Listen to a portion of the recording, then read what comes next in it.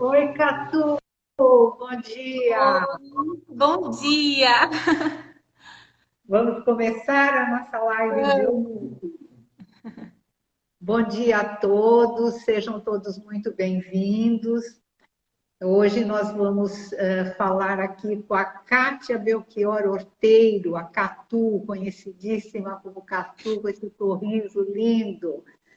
E nós vamos conversar um pouquinho sobre a adolescência, né? Esse período que é tão desafiador para os pais e para os educadores, né? E eu queria lembrar que quem quiser fazer perguntas pode fazer pelo chat, tá? Que no final da live nós vamos responder as perguntas, ok? Então sejam todos muito bem-vindos.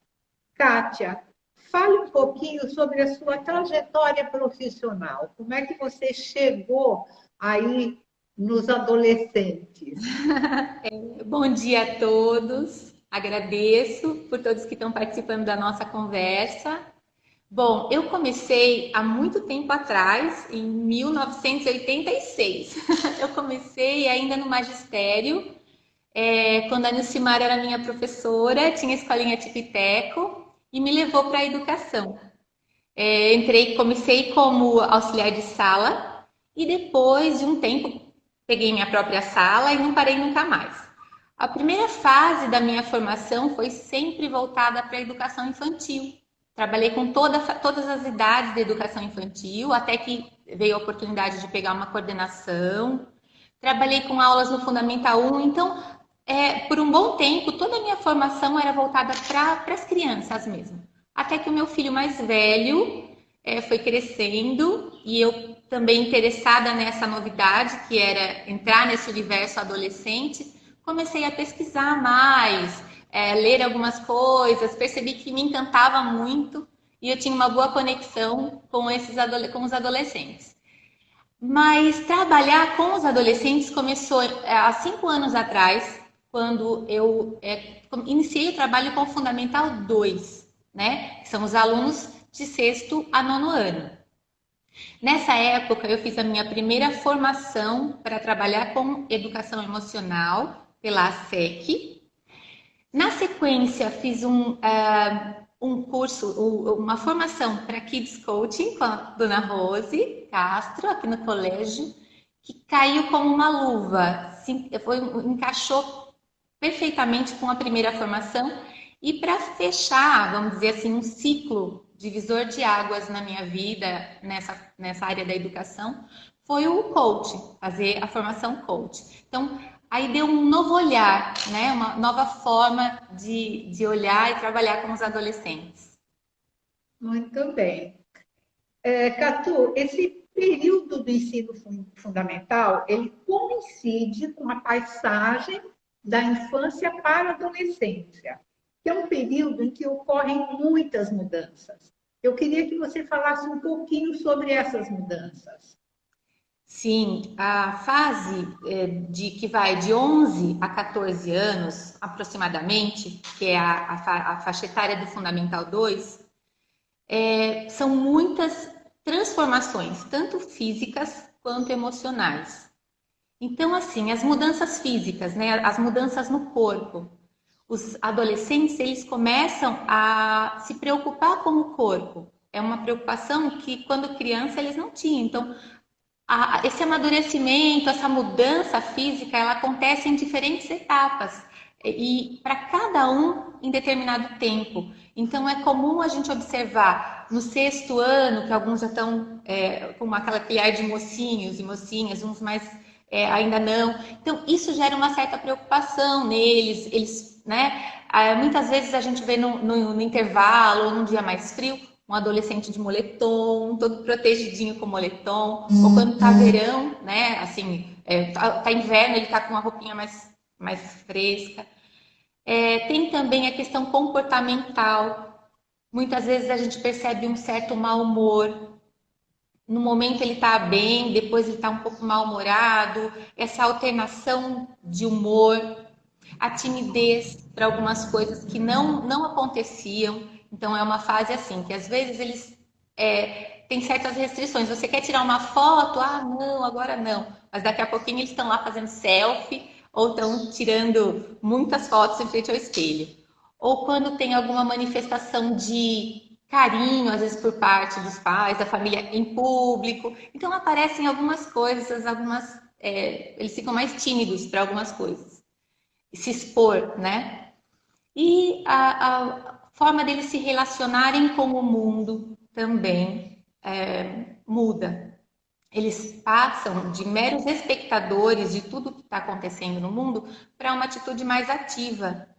E o adulto, né, até então, os heróis, né, eles viam os adultos, os pais, os professores como heróis. E eles passam a ser aquelas pessoas que cobram, né? E eles estão nessa fase de transição, então eles se preocupam muito, eles têm muitas questões. E esse questionamento vem acompanhado de conflitos internos e externos, né? E eles alternam também a forma como eles querem ser tratados. Então, tem momentos que eles querem ser tratados como adultos já. Em outros, eles acham que eles ainda são crianças. Mas o ideal é que nós assim, caminhemos com eles ombro a ombro. Que nós possamos não tratá-los nem com superioridade, nem com inferioridade, mas de lado a lado com eles. Caminhar com eles nessa fase que é tão importante. Então, o título da nossa conversa, né, é Adolescência, um período desafiador, né, para os pais e para os educadores. Quais são os principais desafios dessa época, né, desse período? Sim. Bom, já sabendo que eles estão passando por todas essas mudanças físicas, emocionais, né? Nós temos que olhar para esse adolescente de uma forma assim, a tentar entendê-los, compreendê-los. Eles são um ser humano em formação. Então, junto com tudo isso e com as novas responsabilidades que a nova fase certamente trará, então, quando eles mudam para o Fundamental 2, eles têm mais atividades, mais professores, mais lição, muita coisa. Então, olha o turbilhão que eles estão vivendo, né? Cabe a nós, educadores, pais, olhar para esses jovens com carinho, tentar entendê-los. Então, é um grande desafio, porque muitas vezes a gente olha algumas atitudes deles como se fosse rebeldia, ou como se fosse, já tem aqueles termos, né? Aborrecente. Então é triste porque, na verdade, ele está num conflito interno, externo, é um turbilhão a vida dele. Então cabe a nós, adultos da relação, né, olharmos para esse adolescente, para cuidarmos de forma que ele se sinta amparado, de forma que ele se sinta compreendido, né? Para que essa fase passe de uma forma mais leve, que tudo aconteça de uma forma mais tranquila. Só para complementar, né? Eles serão mesmo questionadores, desafiadores, e faz parte do desenvolvimento. Vai aparecer momentos difíceis. Até para nós adultos, às vezes, lidar com essas situações, então tem algumas dicas, mas vão aparecer momentos de conflito que vai ficar difícil mesmo, mas faz parte. É só lembrar que nós somos o adulto da relação, né? E entender o que está acontecendo com eles naquele momento. Não perder isso de vista, né? Quem é o adulto da relação. Agora, Kátia, é possível a gente manter um bom relacionamento com os jovens, com os adolescentes, e, ao mesmo tempo, a gente manter a função de educar e de colocar limite? Essas duas coisas não batem de frente? Como é que fica? Sim, eu diria que esse é mais um desafio, né? Mas o que acontece? Como a gente já sabe o que vai acontecer, então, assim, é uma coisa natural, é nos prepararmos para as novas fases, tanto dos nossos filhos quanto dos nossos alunos. A escola tem muito isso, né? Ela vai preparando sempre para a próxima fase, para as novas fases que virão. Então, eu já conhecendo, já entendendo que eles vão passar por essa fase de transição, esse turbilhão, eu posso me preparar para passar por tudo isso. Aqui no colégio, Por exemplo, a gente tem um projeto chamado Ponte Suave. Então, o projeto Ponte Suave é para trabalhar com a transição do aluno do quinto para o sexto ano, para o ensino fundamental. Então, é assim, esse projeto, ele acolhe os pais e os alunos, porque toda mudança gera expectativa, ansiedade, né? Então, já sabendo o que eles vão encontrar lá na frente, fica mais tranquilo. Então, assim, os alunos do quinto ano têm algumas vivências como se fosse do sexto ano. Aulas, atividades especiais com os professores do sexto ano. Feitas essas vivências, nós convidamos os pais para uma reunião, para apresentar a proposta do sexto ano, mas do ensino fundamental 2, né? E tirar as dúvidas, para poder atendê-los de uma forma que eles fiquem mais tranquilos, né? Para que isso ocorra de uma forma mais leve. Um segundo passo, e não menos importante, é desde cedo e criando com esses alunos um bom relacionamento, um relacionamento de confiança, criar um canal de comunicação com eles, né? E algumas coisas funcionam muito bem. Por exemplo, eu tenho que demonstrar interesse por aquilo que eles se interessam, mas tem que ser um interesse real mesmo. Se você percebe que o adolescente gosta, por exemplo, de um jogo, você vai perguntar a respeito do jogo, vai tentar ver, entender como joga, né?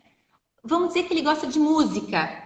Então você vai, que música legal, vai ouvir essa música, vai conversar a respeito da melodia, do ritmo.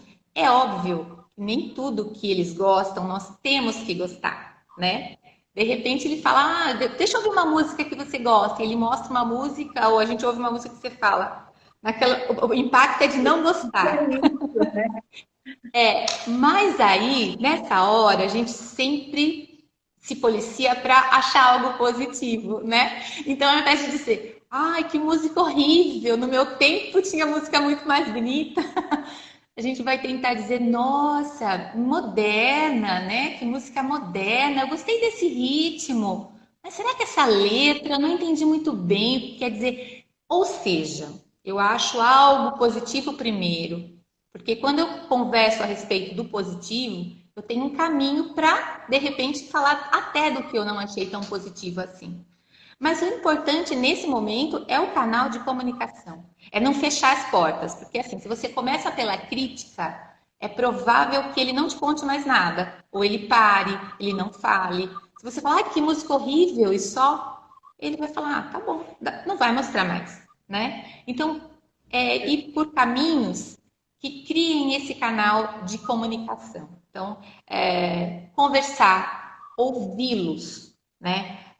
Depois que eles criam esse caminho de comunicação, muitas vezes eles procuram, porque eles vivem um momento onde eles precisam de alguém em quem eles possam confiar. Então, eles naturalmente vão procurar quando eles tiverem alguma necessidade. Isso acontece muito comigo no colégio, né? Às vezes eu estou na minha sala, muitas vezes, depois desse laço, esse vínculo criado, eles me procurarem para conversar. E é importante ouvir. Eu procuro parar o que eu estou fazendo e olhar para ele e dar atenção. É lógico que tem momentos que não é possível, né? Muitas vezes eles chegam na minha sala, eu estou atendendo um pai, ou outro aluno, ou estou fazendo alguma coisa, então eu falo, olha, agora eu tenho que terminar isso, mas assim que eu terminar, eu vou te procurar para a gente conversar. E é bom ir mesmo, né? Quando eu prometo que eu vou procurar e que eu vou conversar, eu vou. E aí também tem o contrário, tem os momentos que o aluno não quer conversar, né? Você percebe que alguma coisa não está legal e o aluno não quer conversar, o filho não quer conversar, né? É importante respeitar. É claro que tem situações que têm que ser conversadas, são urgentes, mas algumas nós podemos respeitar o momento deles, né? Porque em momento algum a gente quer invadir o espaço, a gente quer cativar para que eles confiem, para que eles tenham esse momento de troca, de reflexão com a gente. Então, se o aluno ou o filho falar, não, agora eu não quero falar, você vai dizer, não, tá bom, tudo bem, mas olha, saiba que eu tô aqui para você. E quando você quiser e precisar e quiser conversar comigo, eu tô aqui para te apoiar, estou aqui para te ouvir. Não é difícil eles mudarem de ideia e quererem conversar naquela hora, sabe? Já aconteceu algumas vezes isso. Não quero falar, mas quando você vai com essa postura de eu tô aqui para te ouvir, para te apoiar, mas se você não quer falar, não tem problema, muitas vezes eles acabam até querendo conversar. É importante isso, né? E saberem que podem contar com você. Isso é muito importante, né? Por tudo Sim. que você falou, é comum eles viverem em conflito. Quando a gente percebe que os jovens, né, o adolescente, está vivendo um conflito, como é que a gente pode ajudar? Então, como a gente já falou mesmo, né, o conflito, ele passa a fazer parte do dia a dia deles, né? Então, é importante a forma como lidar. Se a gente já criou esse canal de comunicação, essa segurança, essa confiança, né? Se nós já cativamos isso no adolescente, é mais fácil. É mais fácil falar daí, né? Tentar refletir com ele os conflitos. Mas a grande sacada da educação emocional, do coach, que me trouxe um olhar diferente para lidar com essas situações, é que você nunca, e isso não é só com adolescente, eu acho que isso é para com todo mundo, né? Nunca chegar para uma resolução de conflitos ou de problemas com o seu ponto de vista, com uma resposta pronta. Aí eu já chego para aquela situação levando o que eu acho daquilo, o que eu acho que é a solução daquilo. Não. Você vai, acolhe o adolescente, né, o jovem, para que ele se sinta seguro. Então, o acolher nesse momento é respeitar o sentimento dele, o sentimento do outro, né? E se colocar no lugar, entender que aquele sentimento é legítimo, né? E ouvir. Então, você vai ouvir sem interromper, sem julgar e sem falar as respostas, e sem falar o que ele deve fazer, o que você acha que ele deve fazer, né? Não é fácil, mas também não é difícil. Porque, é assim, para nós adultos, muitas vezes, aquele problema que o adolescente está contando ou que ele está vivendo, nós já temos uma visão do que é fácil resolver. Nós já vivenciamos isso. Então, a gente acha que sabe como lidar, como resolver, tá fácil. Só que para o adolescente, aquele problema, aquela situação é nova. E ele só vai aprender a lidar com ela e resolver quando ele refletir a respeito, né? Assim, ele não, se você dá uma resposta pronta, ele vai sempre achar que tem que ter alguém para resolver por ele. E não é, ele vai ficar mais seguro se ele conseguir resolver as situações. E isso também pode dar uma impressão de que, então ele resolve tudo do jeito que ele quer, né? Então ele resolve do jeito que ele quer. Na verdade, quando nós trabalhamos com a educação emocional, e aqui no colégio, no 6º ano, iniciamos o Programa Passaporte Habilidades para a Vida. Nesse programa, nós falamos a respeito de estratégias para resolver os problemas, para entender o que eu sinto, entender o que o outro sente, ter empatia, né? E aí é um momento de passar a perceber também o outro. E é muito bacana porque a gente conversa de diversos assuntos sobre amizade, mudança, frustração, injustiça. E dentro dessas conversas, nós vamos pensando em estratégias para situações que são apresentadas. Pois bem, quando nós apresentamos esse projeto, junto com ele, na hora de criar essas estratégias, vem a regra de ouro, que a gente chama, né? Ou seja, quando eu vou achar uma estratégia para me sentir melhor, então a regra é: eu preciso fazer algo para me sentir melhor ou melhorar essa situação sem prejudicar ninguém. Então, quando eu dou liberdade dele pensar, do aluno ou do adolescente, no caso, pensar em como resolver aquele problema, junto com ele eu trago a reflexão de que, para eu resolver esse problema, eu tenho que pensar numa estratégia que me faça sentir melhor ou melhore a situação e não prejudique ninguém. Então, quando ele traz uma resposta, você fala, você vai se sentir melhor? Você não está prejudicando ninguém? Então, essa reflexão é importante para ele crescer, né? Para ele entender que toda atitude que ele toma, todas as coisas têm uma consequência. E essa reflexão faz com que você observe as escolhas.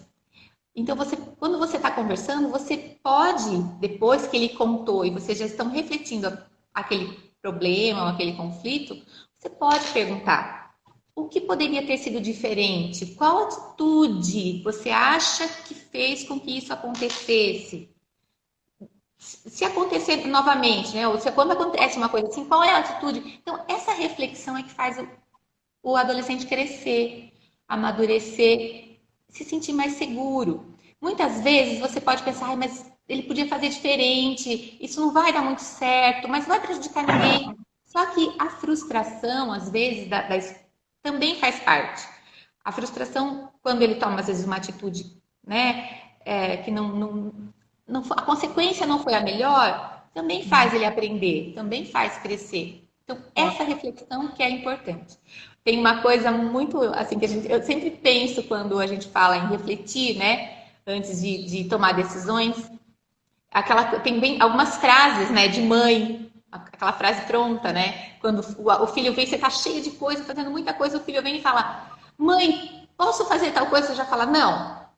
Mas mãe, todo mundo vai, né? E aí vem aquela resposta, você não é todo mundo, e você não é todo mundo. Então, assim, a gente brinca que você não é todo mundo, não é resposta, porque, assim, não refletiu a respeito do que ele está pedindo.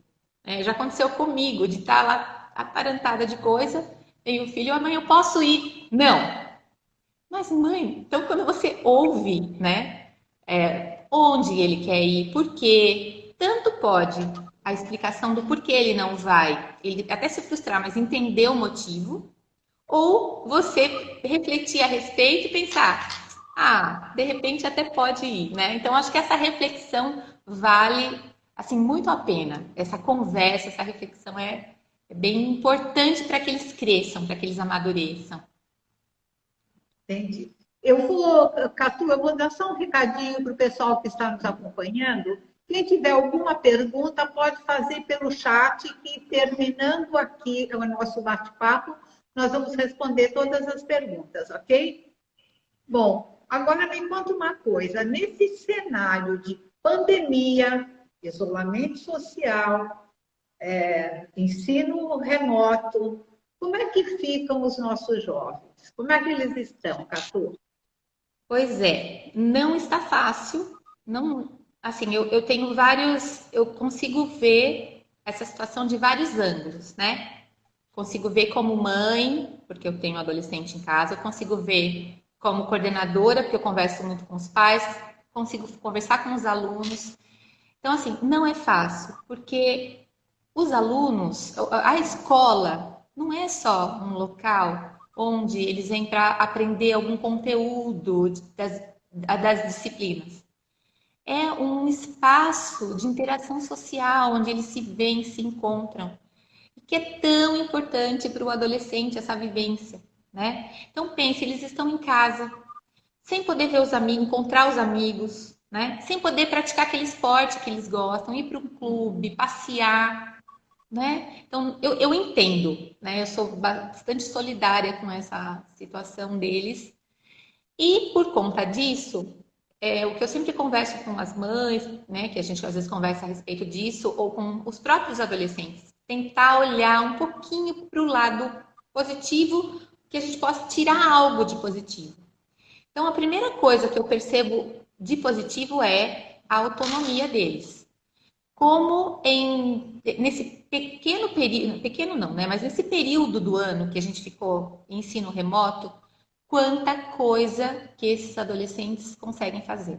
No início do EAD, a demanda de pais, né, que entravam em contato comigo, com o colégio, por WhatsApp ou ligações mesmo, era sempre os pais preocupados. Hoje em dia, a maior parte dos contatos são os alunos. Então, os alunos me ligam, eles entram em contato com o professor Ezequiel, que é quando tem algum problema lá técnico, eles entram em contato com o colégio, eles procuram as respostas e é uma graça no grupo de WhatsApp, quando eles manifestam uma dificuldade, os outros amigos ajudam, já conseguem tentar entender, até professor, tá demorando para entrar porque aconteceu uma coisa, eles começam a dar dicas do que fazer. Então eu percebo que a autonomia deles melhorou muito. Uma coisa que eu converso sempre com os professores, eu acho que é quase que diariamente nós conversamos assim, é tentar, apesar da situação que nós estamos, é motivá-los. Precisa motivá-los, porque eles têm uns altos e baixos, às vezes eles dão uma desanimada, aí melhora um pouquinho, aí desanima de novo. Algumas coisas que nós percebemos é assim, quando os professores entram, iniciam as aulas de uma maneira mais gostosa, com música, com lives do aluno, que é uma coisa que foi muito legal, com manhãs temáticas, a gente fez muitas coisas, festa junina, festa do pijama, dá uma animadinha, né? Parece que o dia fica mais leve, mais gostoso. Os professores têm sido incríveis, incansáveis na busca de novas atividades que possam ser feitas com eles, né? Há pouco tempo agora nós estamos terminando, né, o período de gincana, a gente chamou de gincana solidária, cujo drive-thru fez parte também dessa gincana para o Fundamental 2. Então, cada professor, dentro da sua disciplina, lançou um desafio e ficou muito livre, porque tem aqueles que querem participar, tem aqueles que não se animam, e a gente respeitou muito isso. A ideia da gincana foi mais voltada a ter uma atividade, uma motivação, ajudar os amigos, fazer coisas, e saíram coisas muito legais. Geralmente as atividades que eles foram produzindo foram sendo postadas em redes sociais, né? Então tem algumas que tiveram até uma repercussão maior, assim, foi muito legal. E outra coisa que tem dado certo é a live do aluno. Uma das aulas, um aluno estava assistindo, do 7º ano, ele estava assistindo a aula do sítio. E contou, eu tô aqui no sítio dos meus avós, né, tios e tal. Aí todo mundo, deixa eu ver, deixa eu ver. Aí a professora teve ideia, né, a professora Thaís teve ideia de, então vamos fazer uma live, você mostra tudo. E foi muito legal, porque ele mostrou o sítio, mostrou que ele trabalhava, coisas que tinha naquele local que não fazia parte da vivência dos alunos que estavam assistindo. Foi muito rico. Ele mostrou processamento de grãos, então animais, foi muito legal. E a professora disse que quando voltou, né, porque assim, são 20, 30 minutos no início da aula. Depois vai para a aula normal. Mas ela disse que quando voltou para começar a aula, acabou a live, eles estavam mostrando os pets, querendo mostrar os bichinhos de estimação, querendo mostrar um pouquinho da casa.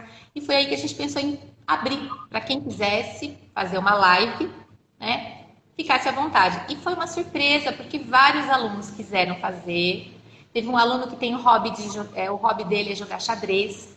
E ele disputa campeonatos, então ele entrou, fez uma partida ao vivo, né? Compartilhou a tela de uma partida, orientou os amigos, programou um torneio, foi bem legal. E outros alunos que aí começaram a entrar, a participar de alguma forma. Então, acho que assim, disso tudo é algo positivo, né? Porque esses momentos também vão ficar gravados, essas vivências, né? Esses momentos também que são positivos também vão fazer parte, né, dessa e continuar, né? A gente o tempo todo pensando em como incentivar, motivar, compreender, né?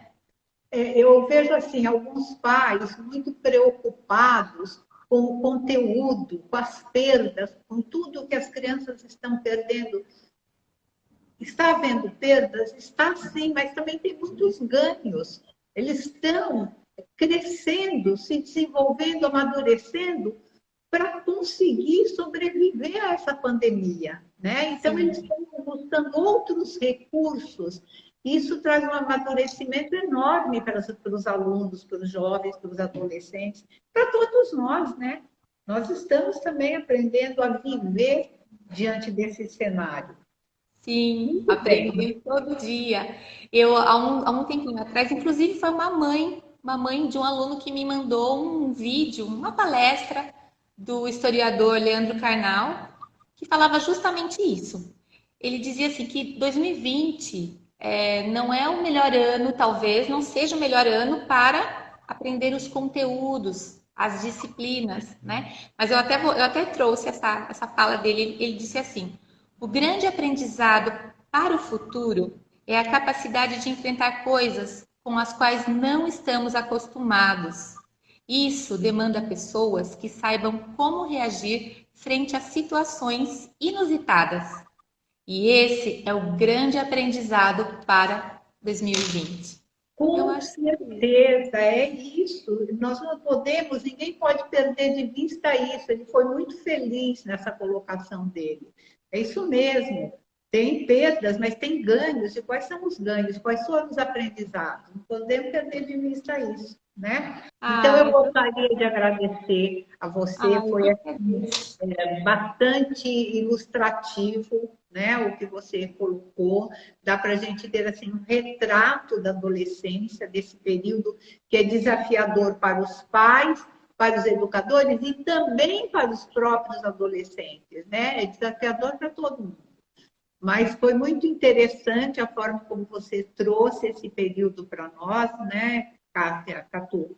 E eu quero agradecer a sua presença, agradecer a todos que nos acompanharam e vamos olhar para o adolescente de um jeito diferente, né? É um período de grandes mudanças, de grandes conquistas e que nós adultos podemos ajudá-los, não olhando com o olhar de adulto, mas com empatia, tentando entender aquilo que eles nos trazem. Eu acho que é isso, né, Catu? É isso Certo, mesmo. muito obrigada, viu, Catu, Eu que pelas agradeço. pelas suas palavras, tá Eu que bom? agradeço. Muito obrigada, senhora. Muito obrigada a todos que participaram.